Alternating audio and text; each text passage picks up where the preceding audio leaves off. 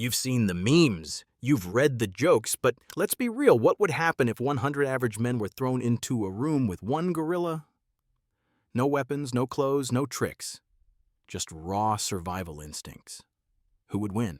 It's easy to laugh it off, but when you strip away the fantasy and look at this from a scientific perspective, you'll realize that this fight is about brutal reality. Forget what you've heard, because we're going to break down who would really survive and why the result might shock you. Forget the "we can overwhelm it with numbers" argument. This is not about fantasy or wishful thinking. This is a realistic scenario. The rules? Simple. A massive empty room the size of a football field, nothing to hide behind, no tools to defend themselves, and no way to escape. These 100 random men, varying in size, shape, and strength, face off against a single silverback gorilla, a creature capable of incredible strength, speed, and aggression. And despite the numbers, this fight isn't even close. We're going to take a closer look at the hard truths. No gimmicks. What happens when the laws of physics, biology, and basic survival instincts come into play? Ready for the breakdown? Let's dive in. The gorilla's strength. It's not a fair fight. The gorilla's strength is beyond what any human can comprehend. A silverback can easily outmuscle any man no matter how fit he is. Its arms can carry over 10 times its body weight, and it's capable of delivering a crushing blow with a speed and force that no human can match. But this isn't just about brute strength. The gorilla has powerful, sharp jaws, it has impressive agility, and it can outlast humans in terms of sheer stamina. It's built to fight, built to dominate, and it knows exactly how to take down an opponent. The men, out of their depth. Now let's talk about the humans. These are just regular guys. They're not athletes, they're not fighters. Some are overweight, some are out of shape. And others are just normal office workers. The stronger ones will at least be able to hold their ground for a few seconds, but once they face the gorilla, their strength won't matter. The gorilla's sheer power is on a different level. So how does this play out? As soon as the fight begins, it's clear. The humans are already at a disadvantage. Their strategy of overwhelming the gorilla with numbers might sound good in theory, but in reality, they'll be too disorganized. Some will try to run, others will freeze. A few will attempt to circle around the gorilla, but they won't last long. The gorilla can cover the room with incredible speed and precision, picking off the stragglers and isolating weaker targets. The gorilla is not just big, it's unbelievable.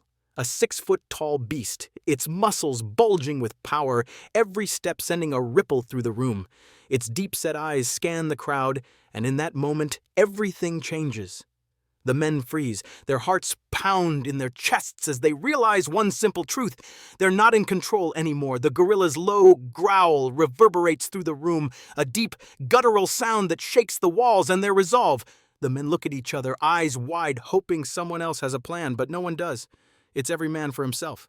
The first few seconds are filled with complete chaos. A few men sprint to one side of the room, others freeze in place, too terrified to move. No one can think clearly. The fear is overwhelming. Instinct kicks in. They start running, but there's nowhere to go.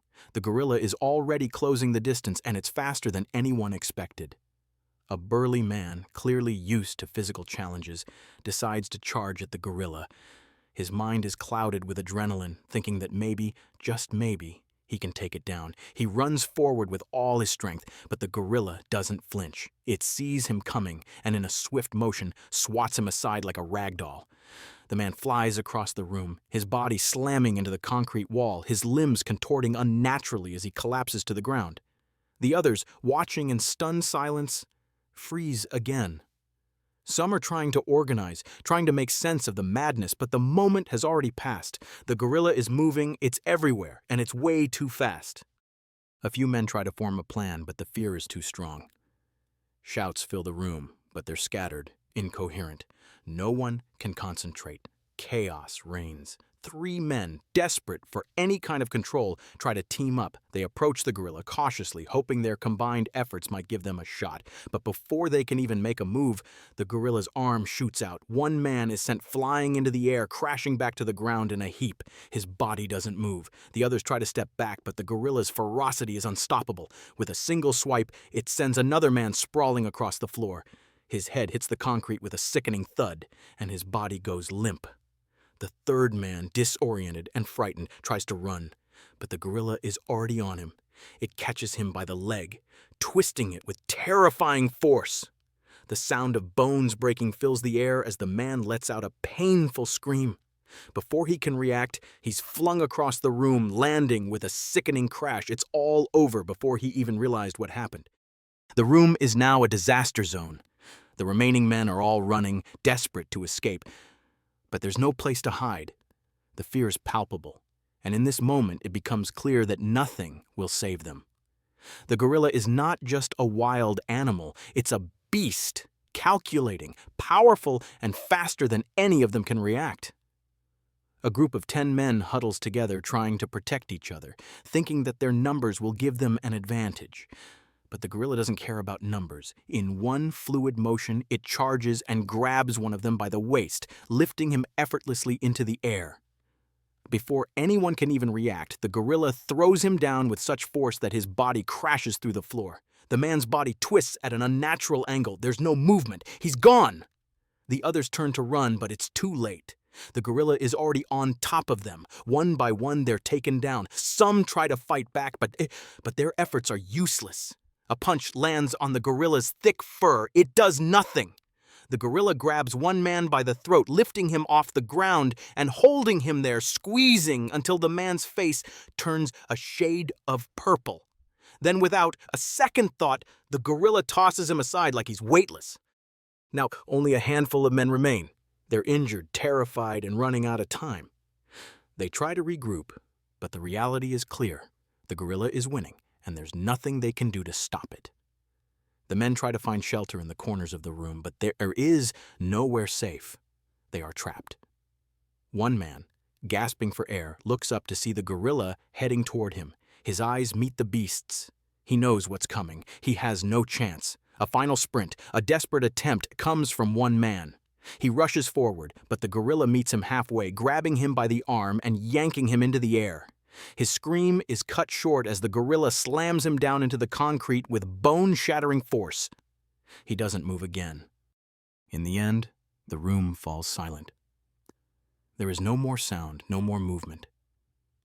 The 100 men are gone, and the gorilla stands unscathed, breathing heavily but victorious.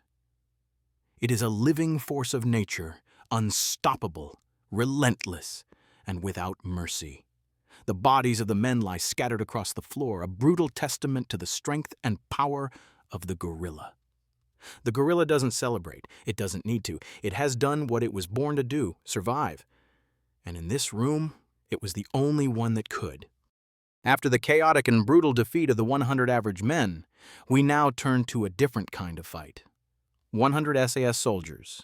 These are no longer untrained civilians or average men. They are elite warriors at the peak of their physical, mental, and tactical capabilities. They have been trained to fight in extreme conditions, and unlike the regular men, they have a strategy. They know that brute force alone won't win this fight. It will take tactics, precision, and the ability to adapt on the fly. As the fight begins, the soldiers immediately split into groups of 5. They understand that attacking the gorilla in a disorganized fashion would be suicidal, so their first task is to contain the gorilla's movement. The gorilla, seeing the soldiers approach, charges towards the nearest group. But instead of panicking, the SAS soldiers circle the gorilla, using their tactical training to move with purpose.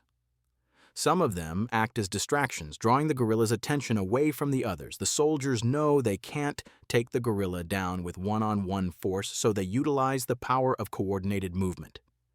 One group might draw it in, while another team flanks it from the side. The gorilla might be able to dispatch an individual soldier with its incredible strength, but against a well-coordinated team, it's suddenly fighting on multiple fronts. The gorilla isn't stupid. It's incredibly strong and quick, but it also has a sense of instinctive intelligence. As the soldiers close in, it begins to adapt. It's aware that the best defense is offense, so it charges at a group of soldiers, swinging its powerful arms. One soldier is caught off guard and is knocked into a wall, crumpling to the ground, but the others immediately regroup and keep their distance. The gorilla begins to tire slightly. Its strength is immense, but it's not used to being attacked from all sides, constantly evading and dodging. After the initial chaos, the soldiers realize they can't outfight the gorilla in a traditional sense. Instead, they begin using psychological warfare. They make loud noises trying to disorient the gorilla, while others get in close and try to wound the gorilla, aiming for its eyes and joints, places that might weaken it or at least slow it down. The goal isn't just to hurt the gorilla, but to wear it down. The gorilla's energy reserves are starting to deplete. It's been swinging its arms, charging and dodging multiple attacks. While the gorilla has more raw power, it can't keep up with the constant pressure from the soldiers who are not just trying to fight, but are trying to outlast it. After an hour of sustained pressure, the gorilla begins to make mistakes. It tries to charge at a group, but in its weariness, it's now slower, less precise. While the gorilla is still incredibly dangerous, it's no longer as invincible. The SAS soldiers are relentless. They don't stop, even when they're hurt. The gorilla, exhausted from constant battle, makes a critical error. It turns its back on one of the soldiers who seizes the opportunity and lands a brutal strike to the gorilla's skull. The gorilla stumbles. The battle has lasted for well over an hour. At this point, the gorilla is exhausted. And while it's still powerful, it's no longer the unstoppable force it was at the beginning. The SAS soldiers, working in perfect unison, surround the gorilla. They have learned to predict its movements, using the gorilla's tiredness against it. SAS soldier makes the critical decision, a coordinated team attack on the gorilla's weak points, its eyes, knees, and neck. With surprising speed and precision, the soldiers land several devastating blows, finally wearing down the gorilla's defenses. The gorilla's body goes limp, and it collapses to the floor, exhausted and unable to continue fighting. So what have we learned? In most cases, the angry gorilla would dominate 100 average men. But hey, if you throw in some luck, a little coordination, and a whole lot of adrenaline, maybe there's a tiny chance the humans could pull it off. But let's not kid ourselves. That gorilla is a beast, and the odds are stacked against the 100 men. And maybe, just maybe, Dana White will see this and think, hold on, what about 10 of the best heavyweight fighters in the world versus one really pissed off gorilla? Now that would make a pay-per-view event. UFC's next big match, the Beast versus the best. Until then, I think we're safe from seeing this in the octagon. But hey, who knows?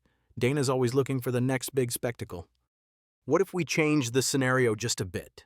What if, instead of 100 men versus one gorilla, we throw in a fully equipped SAS soldier against 100 gorillas? I mean, seriously, who wouldn't want to see that fight? But is it even possible for one man to survive 100 rampaging gorillas? We'll save that insane question for another day. That's all for today, folks. Thanks for tuning in, and make sure you're subscribed because you won't want to miss what's coming up next. See you in the next video.